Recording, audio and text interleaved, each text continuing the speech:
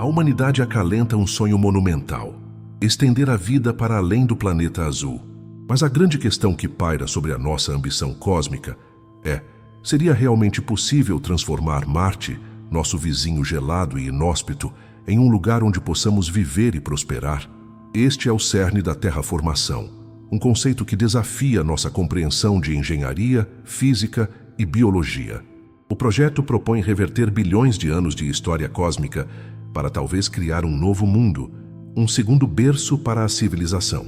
Esta não é uma certeza, mas sim o mais audacioso dos questionamentos científicos. Para sequer começarmos a responder, precisamos entender o que tornou Marte inóspito. Hoje a pressão atmosférica é quase um vácuo e a temperatura é de congelamento perpétuo.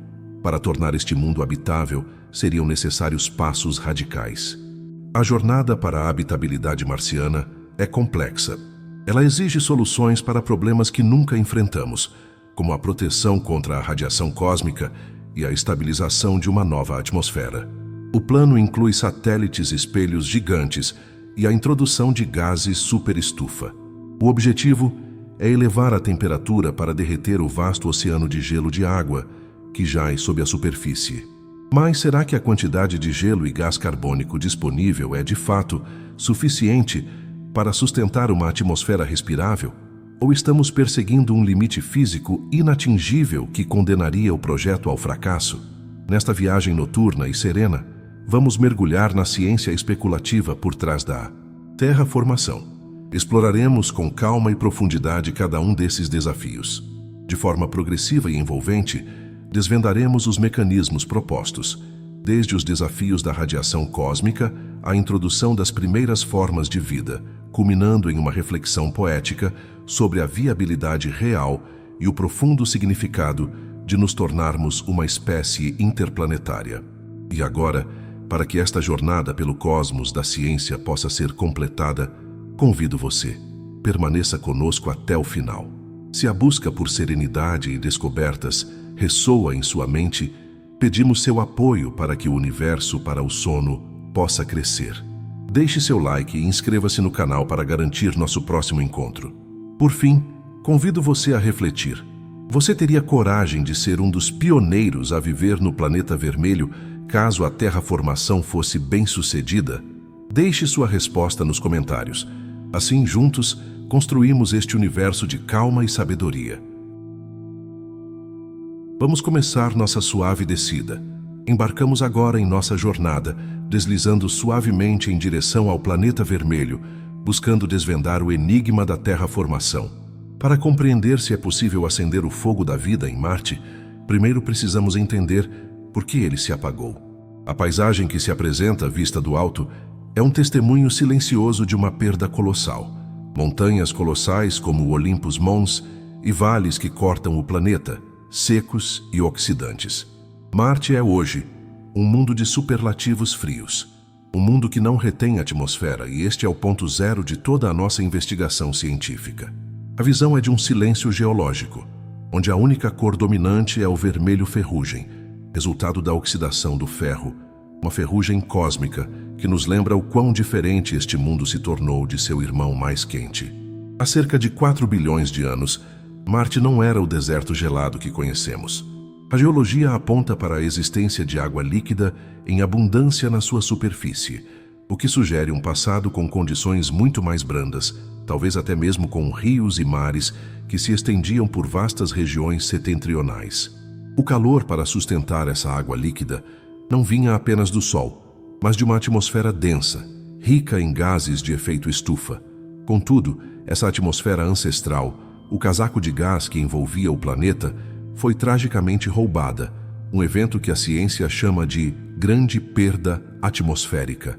O que desencadeou essa catástrofe planetária, esse silêncio atmosférico?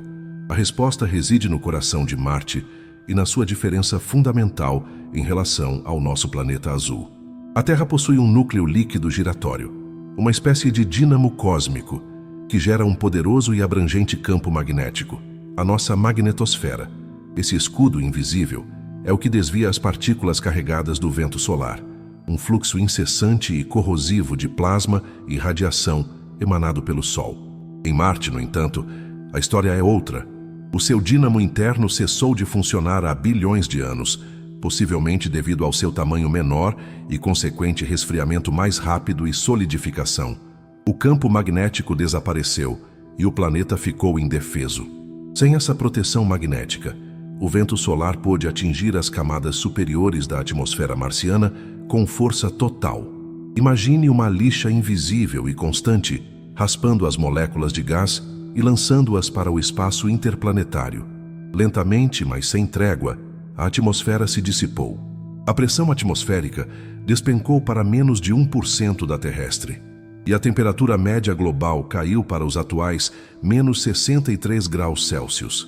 A água líquida, sob essa baixa pressão e frio extremo, não pôde mais persistir na superfície, congelando ou sublimando instantaneamente. A terraformação, portanto, não é apenas um projeto de aquecimento, é um projeto de recriação de uma proteção que a própria natureza marciana negou ao planeta. É a tentativa de restaurar uma condição que perdemos a eras geológicas, um ato de intervenção na história natural do sistema solar. Mas onde a ciência encontra a esperança nesse panorama desolador, a esperança reside nos recursos que Marte ainda preserva, escondidos sob sua superfície oxidada. Se o planeta perdeu a maior parte de sua atmosfera, ele ainda guarda grandes reservas de dióxido de carbono congelado nas calotas polares, especialmente no Polo Sul, e aprisionado no solo, o chamado rególito. Além disso, missões espaciais confirmaram a existência de vastos depósitos de gelo de água, que se somam ao volume das calotas de água pura. Cientistas estimam que, se todo esse gelo de água fosse derretido, ele cobriria a superfície marciana com um oceano de dezenas de metros de profundidade. Estes dois elementos, o dióxido de carbono e a água, são a matéria-prima com a qual a terraformação deve começar a trabalhar. Eles representam o potencial latente de um mundo que apenas dorme, esperando um catalisador. O primeiro passo é utilizar esse dióxido de carbono congelado para iniciar um ciclo de aquecimento autossustentável. A fase zero da terraformação é focada em aumentar a temperatura média de Marte em meros 5 a 7 graus Celsius. Esse pequeno aumento, que pode parecer insignificante para nós na Terra, é crucial porque ele é suficiente para que o dióxido de carbono sólido, o gelo seco, comece a sublimar em escala. Quando o dióxido de carbono passa do estado sólido diretamente para o gasoso, ele engrossa a atmosfera fina. Uma atmosfera mais densa, por sua vez, age como um cobertor retendo mais calor do Sol, o famoso efeito estufa. O grande objetivo é criar um ciclo de retroalimentação positivo. Aquecimento libera dióxido de carbono. Dióxido de carbono retém mais calor, o que gera mais aquecimento e mais liberação de dióxido de carbono. Esse ciclo, uma vez iniciado, ganharia impulso próprio, agindo como um motor planetário, despertando lentamente o clima de Marte. Esta abordagem inicial de alavancagem é o que confere à terraformação sua aura de possibilidade e a distinção de um projeto cientificamente sério e não apenas uma fantasia. Não precisamos de uma fonte de energia externa que aqueça o planeta para sempre. Precisamos apenas de um impulso inicial poderoso o suficiente para fazer com que o próprio planeta comece a se aquecer usando seus recursos internos. O dióxido de carbono é o interruptor de ignição. No entanto, o sucesso desta fase depende criticamente da quantidade total de dióxido de carbono que Marte realmente possui em formas acessíveis. Se as reservas forem insuficientes para gerar a pressão e o efeito estufa necessários, a atmosfera nunca atingirá a densidade ideal e o projeto encontrará seu primeiro limite físico intransponível. Clark Stalows e outras agências têm estudado intensamente as calotas polares, buscando confirmar se o volume de gelo seco e gelo de água escondido é realmente o tesouro atmosférico que a teoria exige. A incerteza sobre a magnitude real desses reservatórios de voláteis é o que torna o processo tão fascinante e arriscado. Se, por exemplo, o reservatório de dióxido de carbono for menor do que o necessário para criar uma pressão atmosférica de pelo menos 30 milibares, o ponto onde a água líquida pode existir de forma mais estável, o aquecimento pode estagnar. É um jogo de paciência e medição, onde cada quilograma de gelo seco conta para o destino de um planeta. É a delicadeza de um pequeno empurrão em um sistema colossal. Para superar essa incerteza e garantir o impulso inicial, a ciência propõe a mega-engenharia, a tática do calor que exploraremos na próxima parte da nossa conversa. Estas propostas, baseadas puramente na física, visam acelerar a liberação do dióxido de carbono antes que o ciclo de retroalimentação comece a funcionar sozinho. O planeta não se aquecerá por acaso, mas por uma intervenção lenta, deliberada e tecnologicamente avançada. É um processo que não durará anos, mas séculos, e que nos obriga a pensar em escalas de tempo que transcendem a vida humana, conectando nosso presente à imensidão do tempo geológico de Marte. A seriedade dessa primeira fase é o que nos permite avançar para a próxima etapa da nossa investigação, aprofundando os mecanismos que a ciência projeta para transformar a incerteza em uma certeza atmosférica. Continuando a nossa descida suave em direção à superfície marciana, abandonamos o passado frio e olhamos para as soluções que a engenharia do futuro nos oferece. Se a esperança de Marte repousa no dióxido de carbono congelado, o desafio agora é como, com a maior das delicadezas, podemos despertar esse recurso para que ele comece a nos aquecer. É um trabalho que exige a paciência de um jardineiro cósmico, orquestrando uma mudança climática lenta e controlada, sem jamais perturbar a serenidade do planeta vermelho. A primeira imagem que nos assalta à mente é a de um vasto espelho no céu. Imagine estruturas gigantescas, tecidas com materiais mais finos que seda, mas mais resistentes que o aço, posicionadas de forma a capturar a luz tênue do Sol. O propósito não é cegar o planeta, mas sim abraçá-lo com um feixe de luz concentrada. Lembre-se, Marte recebe apenas cerca de 60% da luz solar que chega à Terra. Esse auxílio de luz seria direcionado para as calotas polares, onde dorme a maior parte do gelo de dióxido de carbono. O reflexo agiria como um calor gentil e constante, evaporando o gelo seco e transformando-o em gás atmosférico. É uma solução de beleza geométrica, usando a fonte de energia mais pura do nosso sistema, o nosso próprio Sol, para ativar a reação em cadeia. A calibração seria tudo, ajustando a luz para que o degelo fosse progressivo, transformando o frio em um calor suave, sem pressa. Outra estratégia de calor, mais próxima da química terrestre, envolve a introdução de gases superestufa sintéticos. Embora o objetivo final seja usar o próprio dióxido de carbono de Marte para o efeito estufa, a liberação inicial pode ser lenta demais e a paciência de séculos exige ser acelerada. A solução seria emprestar ou fabricar moléculas que são 1000 vezes mais eficazes em reter calor do que o dióxido de carbono. Esses gases, como os perfluorocarbonetos ou os clorofluorcarbonetos, seriam liberados na atmosfera marciana em quantidades relativamente pequenas. Eles formariam um cobertor térmico de emergência, elevando rapidamente a temperatura média do planeta. O avanço rápido da temperatura proporcionado pelos superestufas teria um duplo efeito: acelerar a sublimação do gelo de dióxido de carbono e, crucialmente, iniciar o degelo das vastas reservas de água subterrânea. A formação dos primeiros lagos e mares, nos antigos leitos dos vales marcianos, seria o grande divisor de águas da terraformação. A água líquida, escura e absorvente também ajudaria no aquecimento, aumentando a taxa de absorção solar na superfície, reforçando ainda mais o efeito estufa inicial. É um golpe de mestre químico, que usa a ciência molecular para compensar a escassez de atmosfera de Marte. No entanto, esta tática levanta dilemas. A produção e transporte dessas substâncias em escala planetária exigiria uma infraestrutura industrial gigantesca, e a durabilidade desses gases na atmosfera fina e submetida à radiação de Marte pode ser limitada, exigindo um reabastecimento contínuo e custoso. Para complementar essa dança de aquecimento, existe uma estratégia ainda mais ligada à superfície: a mudança do tom de vermelho. O albedo, a capacidade de refletir a luz, de Marte é relativamente alta. Para que o planeta absorva mais energia, a ciência propõe escurecer áreas estratégicas. Imaginaríamos a poeira escura de basalto. ou até mesmo micro-organismos pigmentados e resilientes, sendo espalhados em regiões amplas para reduzir essa reflexão. Não é um escurecimento total, mas a criação de vastas manchas que funcionam como janelas de absorção de calor, acelerando o degelo sob a sua superfície. A eficácia dessa mudança de albedo seria imediata e localizada. Ela criaria bolsões de calor que acelerariam a sublimação do gelo seco e de água, agindo em conjunto com os espelhos e os gases estufa.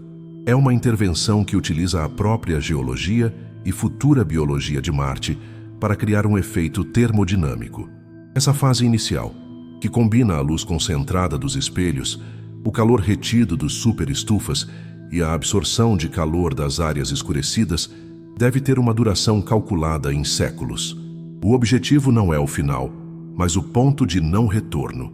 O momento em que a liberação de dióxido de carbono se torna exponencial e o planeta já não precisa mais da intervenção direta e constante para manter o aquecimento, garantindo que a água líquida se torne uma característica permanente do planeta e não apenas um evento sazonal. Entretanto, toda essa dança de aquecimento e degelo paira sob uma ameaça invisível. Mesmo que consigamos liberar todo o dióxido de carbono e derreter todo o gelo de água, há um limite físico para a densidade que a atmosfera pode atingir. E pior ainda, o vento solar está constantemente esperando para varrer qualquer nova atmosfera que ousarmos criar. A alegria da água líquida e do ar mais denso seria efêmera se não pudermos resolver o enigma da proteção magnética, o verdadeiro gigante a ser domado na jornada da terraformação. É esse desafio, que não se resolve com calor ou química, mas com mega engenharia cósmica, que nos guiará para a próxima etapa da nossa investigação. Avançamos agora para o desafio que divide a comunidade científica e que, para muitos, representa o limite intransponível da terraformação: a radiação. No estágio anterior, orquestramos o calor e iniciamos o ciclo da água, mas toda essa construção climática está exposta a uma ameaça silenciosa e implacável. Marte, com seu coração geológico inativo, não possui o escudo magnético que protege a Terra. Qualquer nova atmosfera que criemos, por mais densa que seja, será lenta, mas inexoravelmente despojada e corroída pelo vento solar e pelos raios cósmicos galácticos, garantindo que o planeta, ao longo das eras, retorne ao seu estado gelado e vazio. A crise da radiação é, portanto, o ponto de saturação da nossa esperança. Sem uma solução para o campo magnético, o projeto de terraformação é apenas uma intervenção temporária, condenada a exigir manutenção perpétua e caríssima. A ciência, contudo, não se rende facilmente e propôs uma ideia de mega engenharia que, embora pareça tirada da ficção, é baseada em princípios sólidos da física do plasma.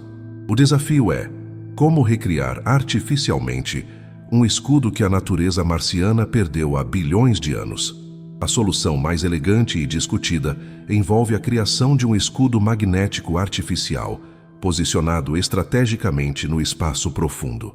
Imagine um gigantesco ímã, um dipolo magnético supercondutor e colossal, que seria colocado em órbita a cerca de 1,2 milhão de quilômetros de Marte.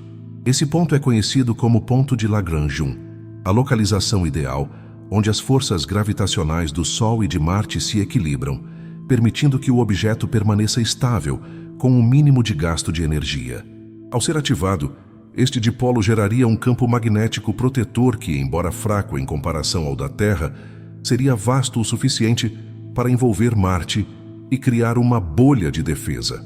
Essa bolha artificial atuaria como um desvio, defletindo a maior parte das partículas energéticas do vento solar para longe do planeta.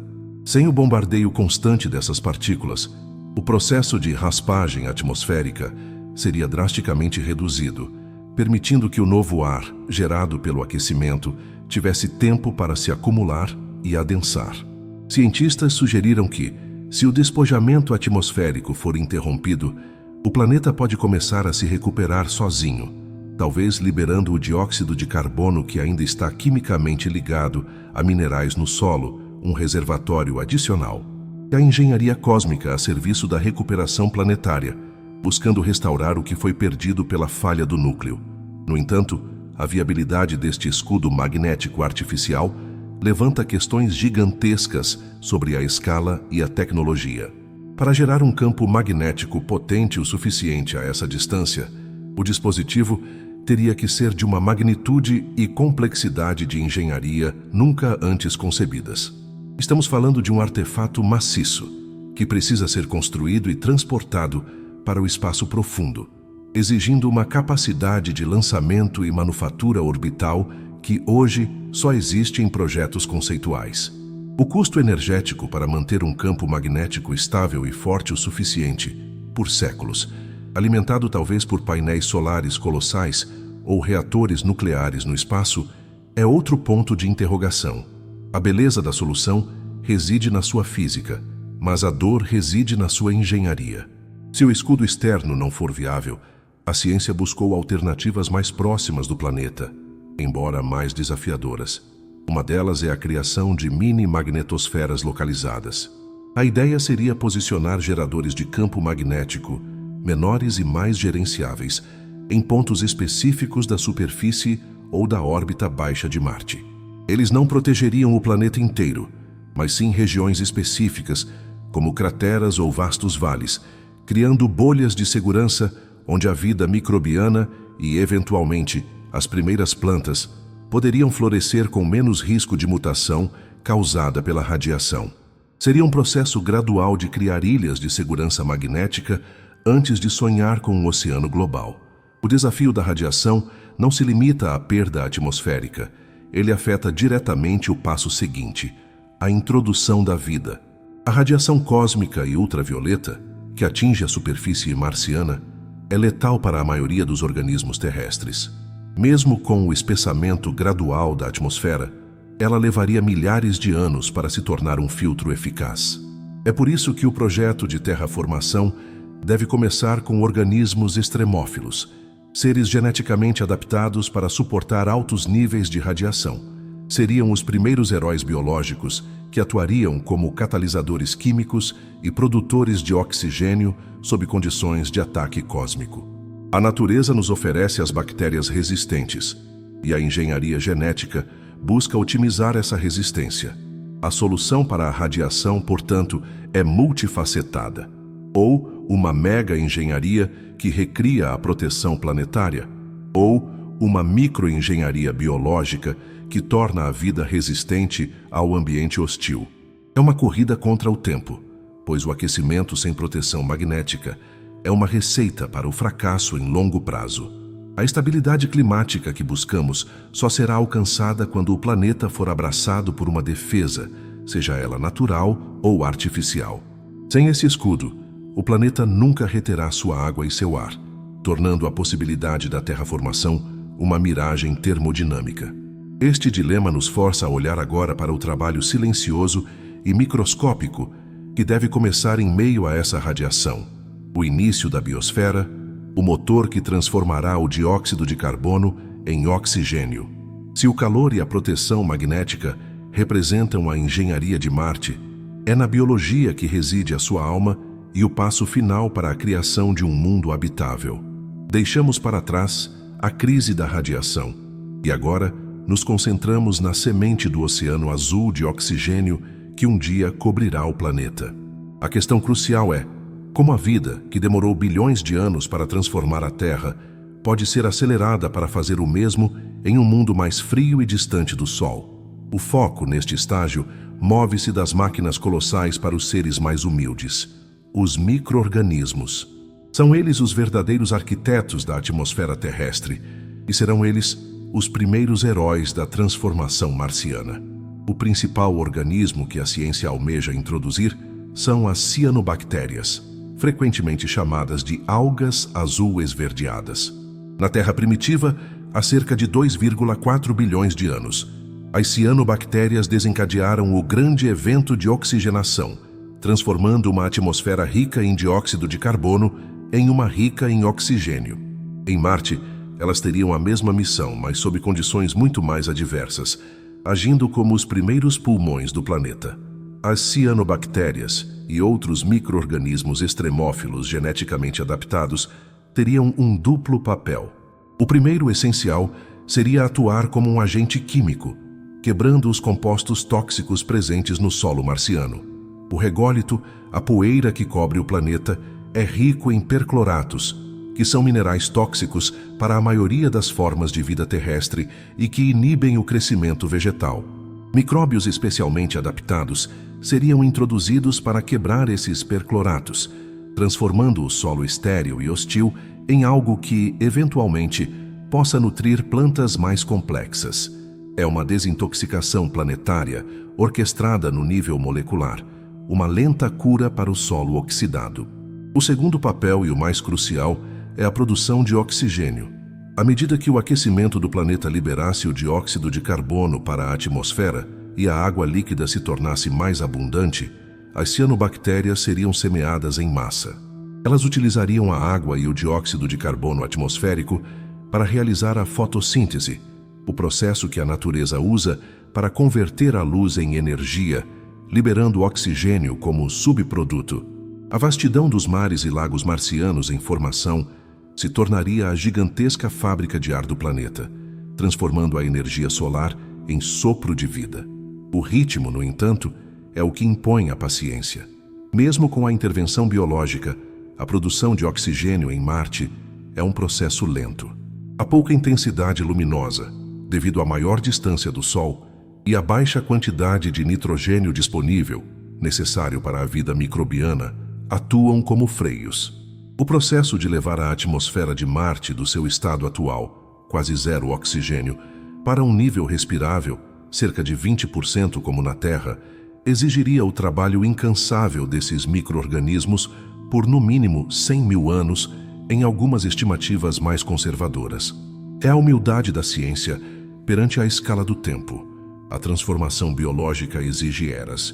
Para tentar encurtar essa escala de tempo, a ciência estuda a bioengenharia avançada.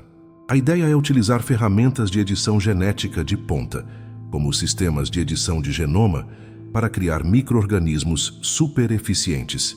Seriam seres vivos projetados para prosperar especificamente no ambiente marciano, otimizados para a baixa luz solar, capazes de suportar altos níveis de radiação e com uma eficiência de fotossíntese maximizada. É a tecnologia a serviço da evolução, buscando criar vida adaptada a um novo mundo em um piscar de olhos geológico.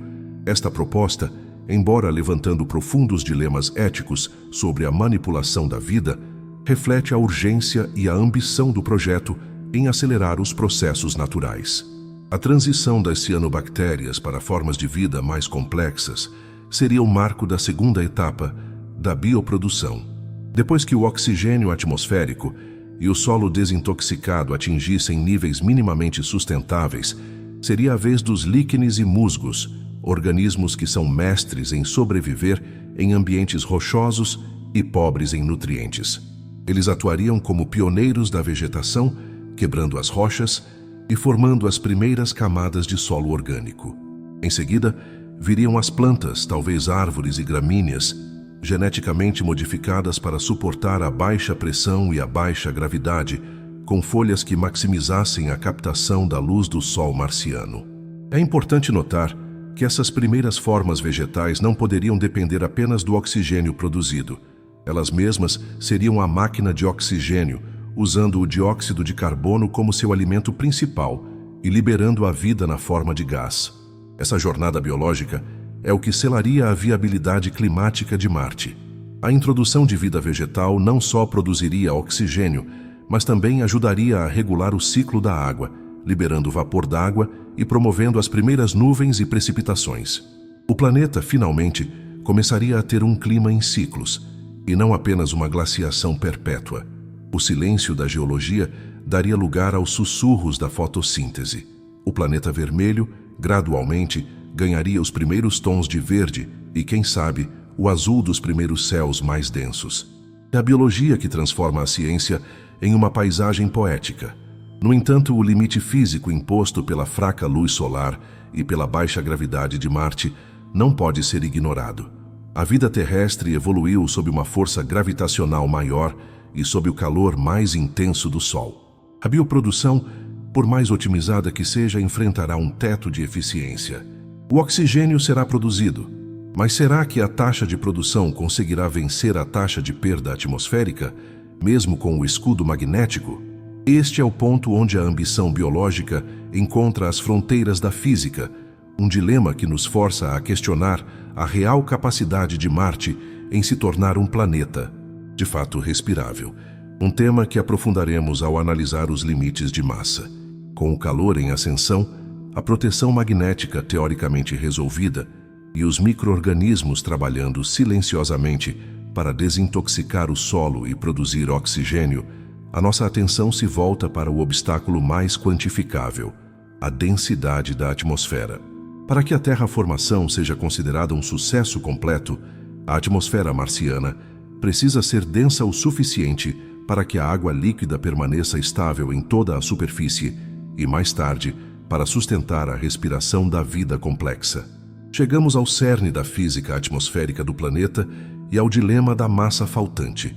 A pressão atmosférica da Terra ao nível do mar é de cerca de 101 kPa, o que nos permite respirar e o que impede que a água ferva à temperatura ambiente.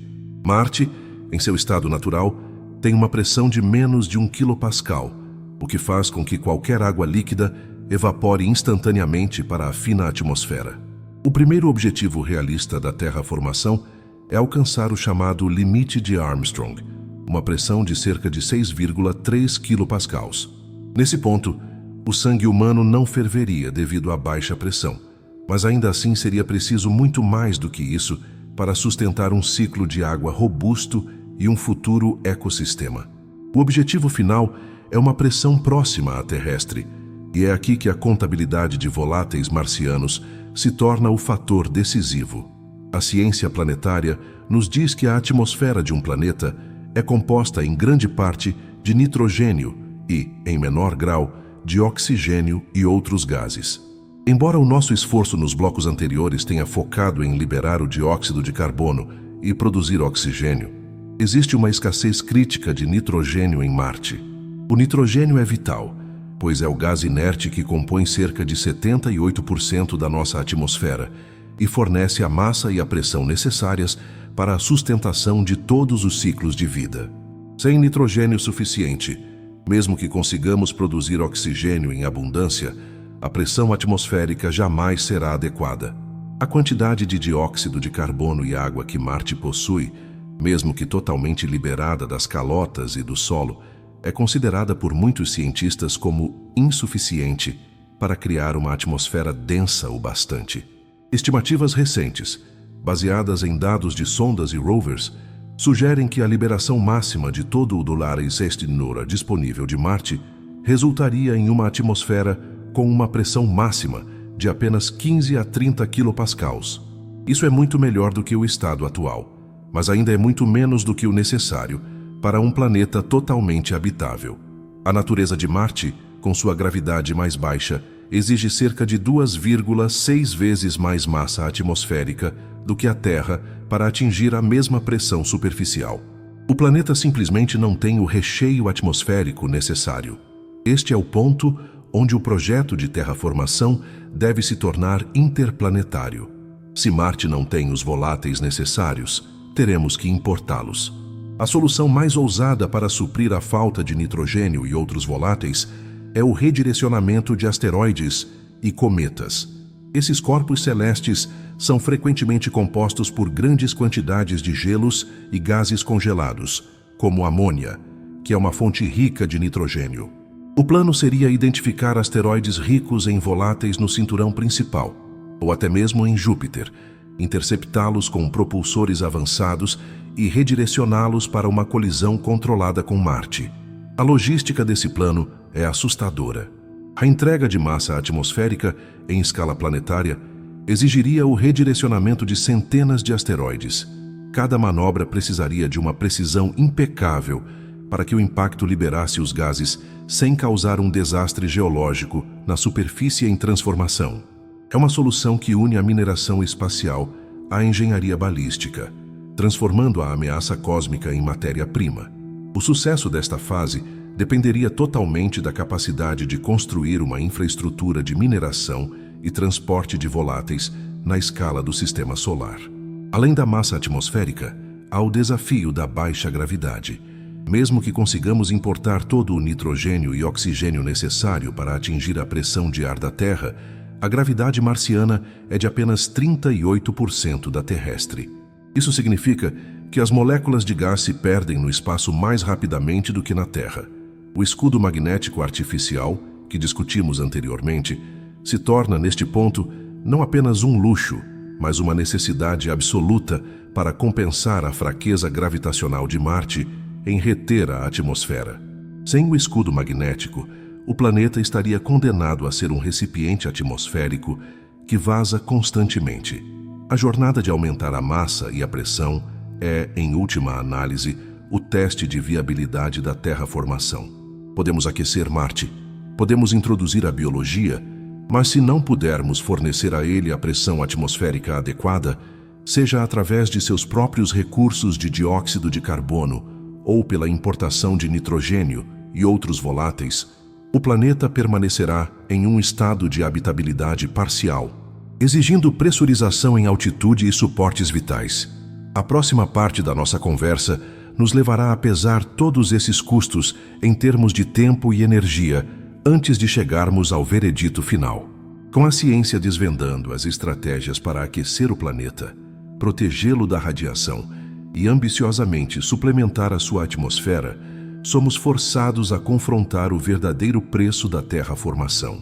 Este projeto que transforma o mundo inteiro não se mede apenas em quilogramas de gases ou em diâmetros de espelhos. Ele se mede em tempo e energia, as moedas mais fundamentais do universo. O desafio agora é traduzir a nossa ambição em uma escala de esforço que possa ser sustentada por uma civilização. A dimensão temporal da terraformação é o que impõe a maior humildade. Embora a injeção de gases superestufa e o uso de espelhos orbitais possam acelerar a fase inicial de aquecimento para algumas centenas de anos, o processo biológico de produção de oxigênio é regido por leis muito mais lentas. Como vimos, a transformação do dióxido de carbono em oxigênio atmosférico, utilizando cianobactérias, é um processo que pode levar dezenas de milhares de anos, ou até mais de 100 milênios, para atingir um nível respirável na escala planetária. Estamos falando de um projeto que transcende a história registrada da humanidade. Um projeto iniciado hoje veria seu auge, talvez, quando a própria civilização terrestre já tivesse evoluído ou se dispersado de maneiras que hoje mal podemos conceber. A terraformação é, essencialmente, um ato de profunda fé no futuro, uma herança deixada para incontáveis gerações. O custo energético é igualmente monumental. Consideremos a construção e manutenção dos gigantescos sistemas necessários. O escudo magnético artificial no ponto de Lagrange, por exemplo, exigiria uma fonte de energia massiva para sustentar um campo magnético protetor por séculos. Embora a energia solar possa ser abundante no espaço, a escala dos coletores necessários para alimentar um ímã cósmico de tal magnitude é astronômica. A mesma demanda energética se aplica à infraestrutura de mineração e redirecionamento de asteroides. A manobra balística de centenas de corpos celestes, ricos em nitrogênio e outros voláteis, exige que a humanidade domine a produção de propulsão e energia em uma escala industrial que transforma o sistema solar em uma vasta pedreira cósmica. Além disso, há os obstáculos ambientais que, mesmo com todo o avanço, impõem um limite de eficiência. A maior distância de Marte em relação ao Sol significa que o planeta recebe significativamente menos luz solar.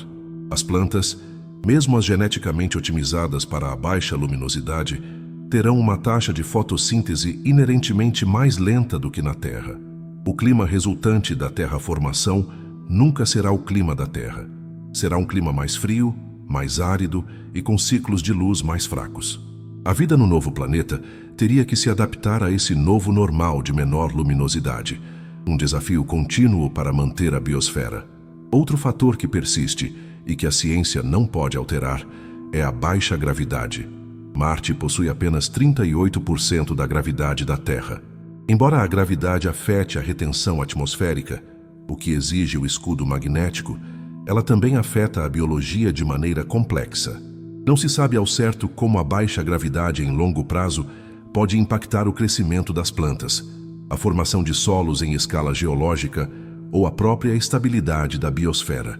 A baixa gravidade pode significar que as novas florestas marcianas, se um dia surgirem, seriam limitadas em altura e densidade, e que os ciclos de erosão e sedimentação seriam fundamentalmente diferentes dos terrestres. A própria natureza do novo planeta estaria sempre em um estado de fragilidade. O custo da terraformação também deve incluir a manutenção. Este não é um projeto de ligar e esquecer. O escudo magnético, os sistemas de injeção de voláteis e os sistemas de monitoramento da biosfera exigiriam uma presença tecnológica contínua e vigilante. O planeta, mesmo transformado, seria um ecossistema artificial que requereria atenção constante para garantir que a perda de atmosfera não ultrapasse a taxa de produção de oxigênio e que o ciclo de água se mantenha estável. A terraformação, no fundo, pode ser menos a criação de uma nova Terra e mais a criação de uma vasta e complexa máquina planetária que precisa ser operada por milênios. A soma de todos esses fatores nos leva a uma reflexão profunda. A terraformação, em sua plenitude, exige que a humanidade não apenas domine a engenharia planetária, mas que também alcance uma maturidade civilizacional capaz de sustentar um esforço unificado e de longo prazo. O custo não é apenas financeiro ou energético, mas um custo de paciência, de legado e de foco inabalável por incontáveis gerações.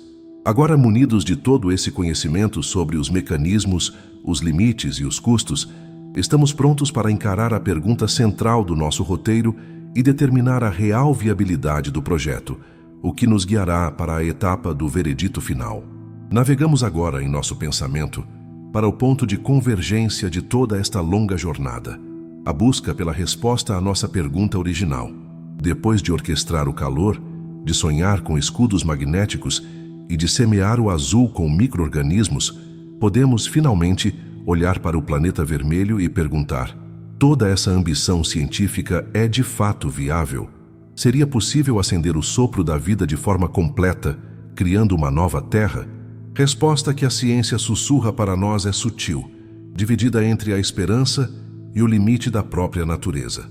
O consenso científico nos inclina a crer que a transformação parcial de Marte é um horizonte alcançável.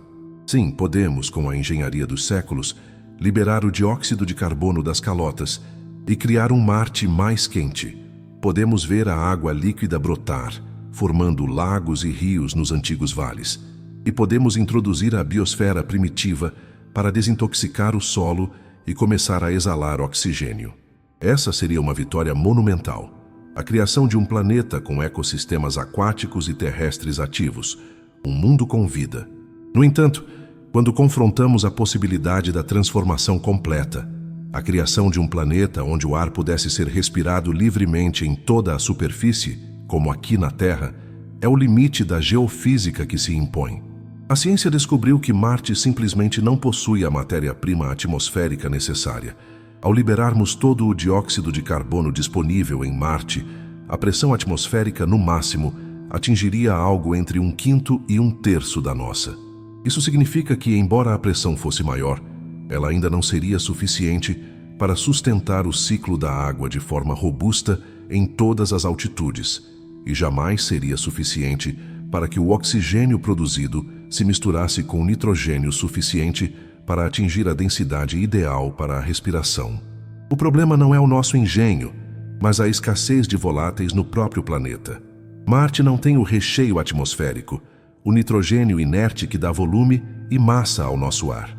Embora tenhamos sonhado com a importação de asteroides, o custo em energia e o risco de trazer trilhões de toneladas de massa para o sistema marciano tornam essa solução mais poética do que prática.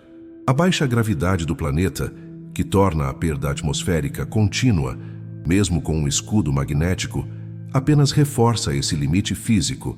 A grande verdade, portanto, é que a terraformação completa e perfeita é, no momento, um sonho que ultrapassa as fronteiras físicas do que Marte pode oferecer.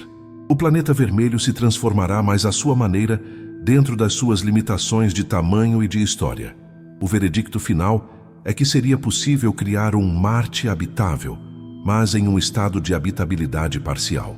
Um mundo com oceanos e vales verdes protegidos por um ar mais denso, onde a vida floresceria, mas onde a total liberdade atmosférica da Terra permaneceria a maior das utopias. O projeto então se redefine, de uma cópia da Terra para a criação de um novo ecossistema único, um laboratório de vida cósmica. Essa conclusão nos obriga a uma pausa. Ela nos leva a pesar o imenso custo de tempo, de séculos e milênios, e o gasto de energia contra a realidade de uma transformação limitada. O esforço não é em vão, mas é um reconhecimento de que a natureza impôs um limite e a ambição humana deve se curvar à física dos planetas.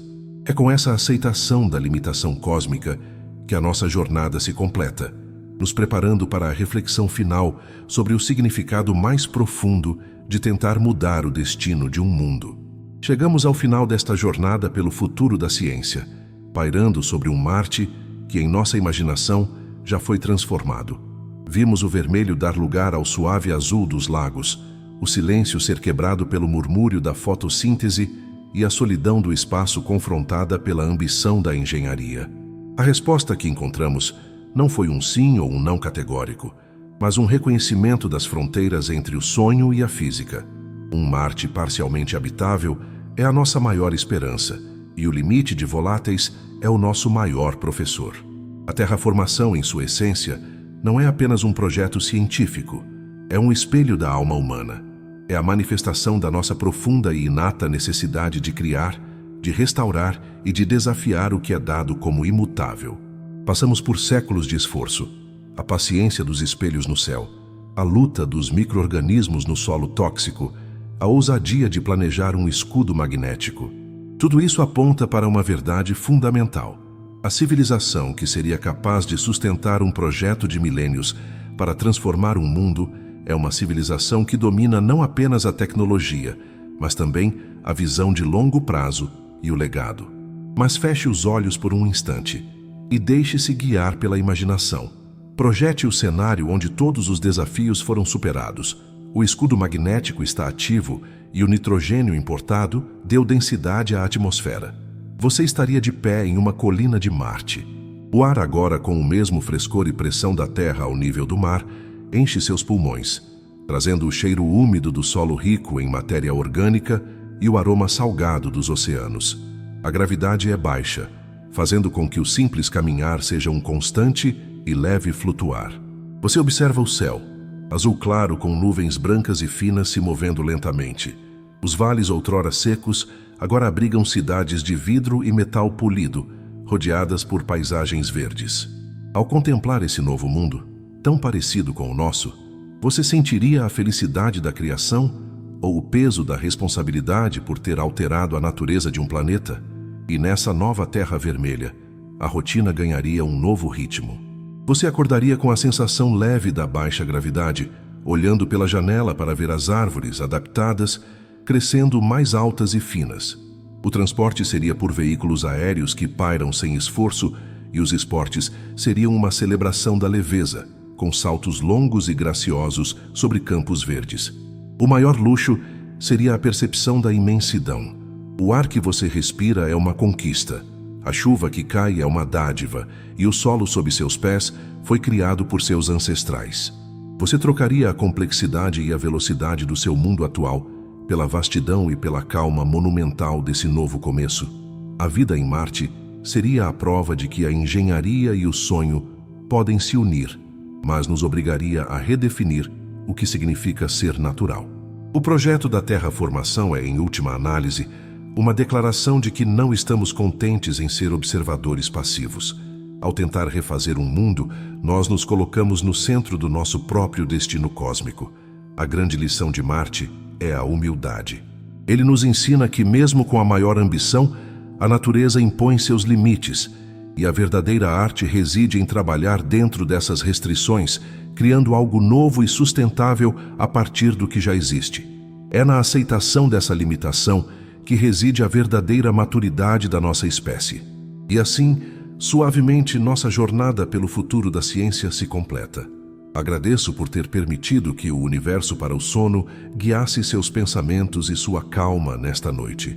Se a reflexão sobre o destino de Marte e o futuro da ciência tocou sua mente, convido você, mais uma vez, a selar esta experiência. Se você valoriza a tranquilidade e a profundidade do conhecimento, demonstre seu apoio. Deixe seu like. Ajude esta história a alcançar outros corações em busca de serenidade. Inscreva-se no Universo para o Sono para garantir que você não perca nosso próximo encontro com os mistérios do cosmos. E por fim, convido você a refletir. Qual seria a primeira coisa da Terra que você sentiria falta se um dia ela se tornasse inabitável? Deixe sua resposta nos comentários.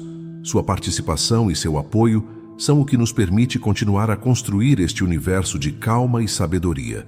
Uma boa noite e que o silêncio do espaço traga a você um sono profundo e reparador.